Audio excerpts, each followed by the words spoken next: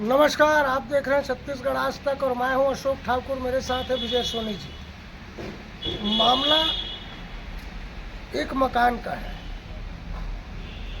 ये जो है B44, ये B144 मकान का मामला है, जिसको आवंटित किया गया है जयराम शेट्टी नामक SECL के कर्मचारी को। और अभी वर्तमान में कोई यहाँ की कर्मचारी श्रीमती पूजा सिंह जी रहती है।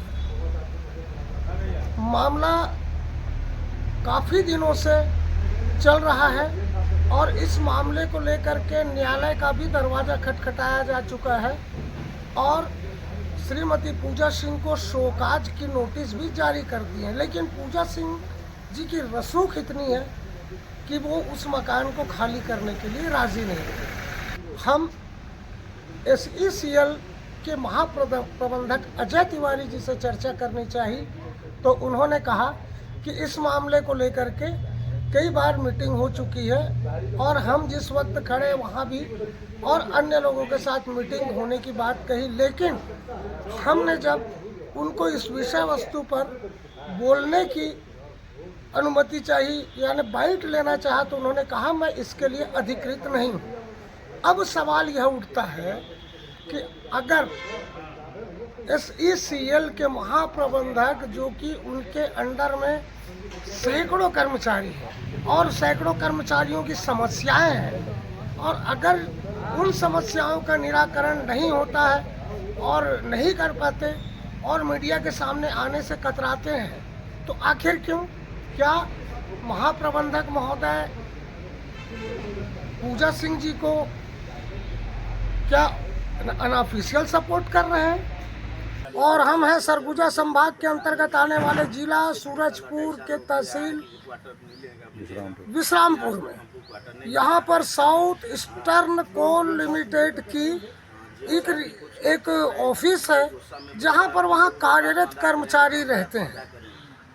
और कार्यरत कर्मचारियों का आलम यह है कि एक व्यक्ति जिसका नाम रामचंद्र है, वो रिटायरमेंट हो जाता है।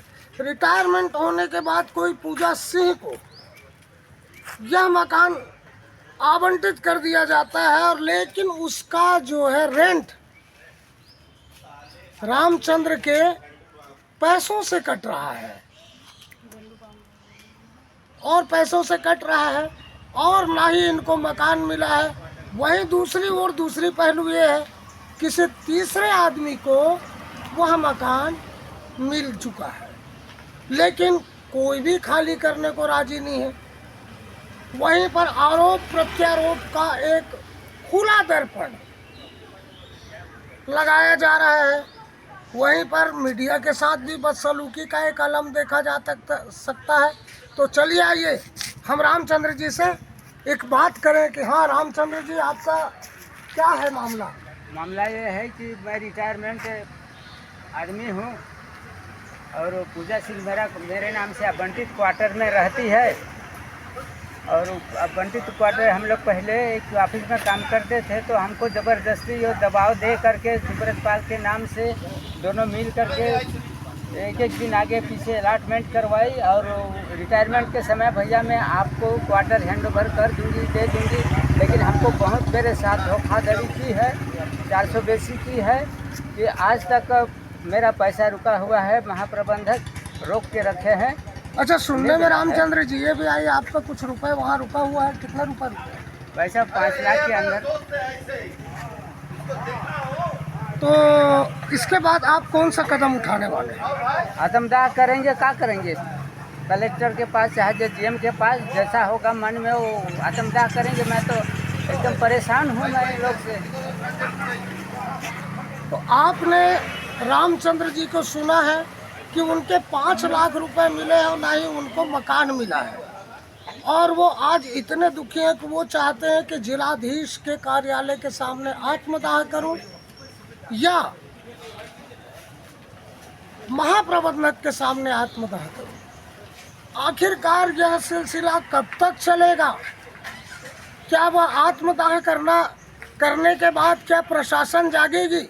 सर, ये जो है एक मकान जो है जयराम शेट्टी जो कि ACCL में कार्यरत है इस्लामपुर में, और उनको जो मकान आवंटित की गई थी, लेकिन उस पर एक अवैध तरीके से यही ACCL की कर्मचारी श्रीमती पूजा सिंह है।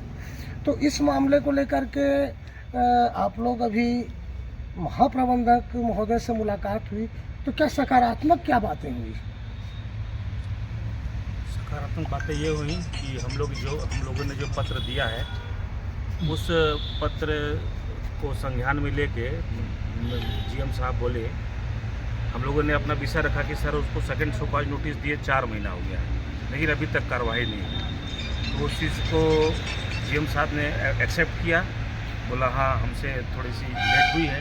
बोला सर थोड़ा नहीं बहुत लेट हुआ है, अब इसको तत्काल जो है इसमें एक्शन लिया जाए, जो अवैध रूप से घुसी है उसको बाहर निकाला जाए और जिसके नाम से लाट है उसको रहने दिया जाए उसमें।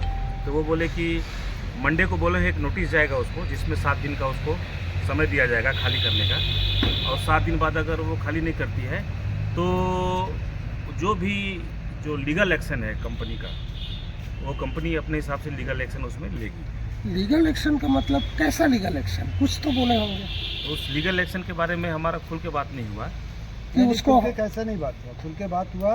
लीगल एक्शन के बारे में बोले हैं 2 दिन बाद मंडे को नोटिस और 7 दिन का समय के बाद अगर जो भी मतलब अगर उसमें कोई कार्रवाई नहीं होता है तो जो लीगल एक्शन होता है, लीगल यानी जो हमारे जो प्रावधान है उस प्रावधान के तहत जो है उसके ऊपर कार्रवाई की जाएगी। खाली करवाना है नहीं करवाना है ऐसी कोई बात नहीं, खाली करवाने का ही कार्रवाई जो है, खाली करवाने ही का ही कार्रवाई है। शुभ नाम बताएंगे सर अपना? श्याम घोषाल।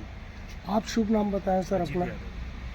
7 दिन के बाद अगर खाली नहीं करवाया जाता है सर तो क्या एक्शन करेंगे आप लोग, क्या एक्शन लेंगे? फिर हम लोग उग्र आंदोलन करेंगे। हमारे अध्यक्ष जी ने कहा है GM साहब से कि सर छोटा सा मामला है जिसको हवाल नहीं करेंगे, तो इसके हम लोग उग्र आंदोलन करेंगे। ऐसा उग्र आंदोलन करेंगे कि जिससे कंपनी को मजबूर होना पड़ेगा उस क्वार्टर को खाली करने। सर जो 15 तारीख को आतंकवादी की धमकी दी है, आपको लिखित में सूचना दी है, जी आप पुलिस क्या करेंगे इस पे अभी हम लोग अभी विचार अभी हमारा प्रबंधन से बात हुआ है जी, सौहार्दपूर्वक बातचीत हुई है। GM साहब ने हमारे सारे पॉइंटों को एग्री कर लिया है और उस बिंदु पे अगर ये मतलब कार्य करते हैं, उस बिंदु पे अगर ये अमल करते हैं तब तो जो है हम अपने मुख्य महाप्रबंधक महोदय के कथानुसार जो है हम अपने आंदोलन को स्थगित करना पड़ेगा